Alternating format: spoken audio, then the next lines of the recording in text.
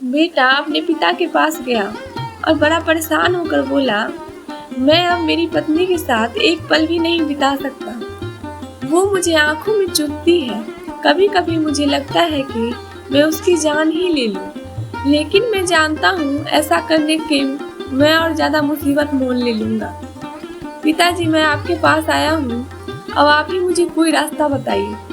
पिता ने गहरी सांस भरी और बोले, देख बेटा, मैं तुम्हें तुम्हारी पत्नी से छुटकारा दिला सकता हूँ। मेरे पास एक धीमा जहर है जो व्यक्ति को धीरे धीरे खत्म करता है। मैं तुम्हें वो देने के लिए तैयार हूँ, बस तुम्हें मेरी एक शर्त माननी होगी। दरअसल ये शर्त भी तुम्हारे भले के लिए है। तुम्हारे आज से ही अपनी पत्नी अच्छे से अच्छा व्यवहार करना होगा, उससे प्यार से बात करनी होगी, उसका एक बच्चे की तरह ख्याल रखना होगा, उसकी बातें, उसकी शिकायतें सुननी होगी। और ये सब इसलिए ताकि वो मरे तो किसी को तुम पर शक ना हो। थोड़ी देर तक वहाँ एक शांति छाई रही। फिर पिता ने कहा कि अगर ये सारी बात तुम्हें ठीक लगे तो उस डिब्बी में वो सफेद पाउडर है, उसे रोज थोड़ा थोड़ा अपनी पत्नी के खाने में डालते रहना। बेटे ने वो डिब्बी उठाई और वहाँ से चला गया।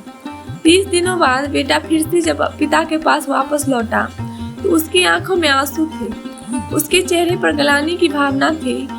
वह अपने पिता के पैरों में गिर पड़ा और बोला, पिताजी, मैं अब अपनी पत्नी को नहीं मारना चाहता।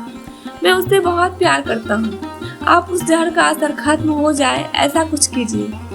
पिता ने अपने बेटे को उठाया और बोला, डरो मत, उस डिब्बी में सिर्फ चावल का आटा था। असली जहर तो तुम्हारे मन में था और मैंने जो तुम्हें शर्त बताई थी वो उस जहर को तोड़ था।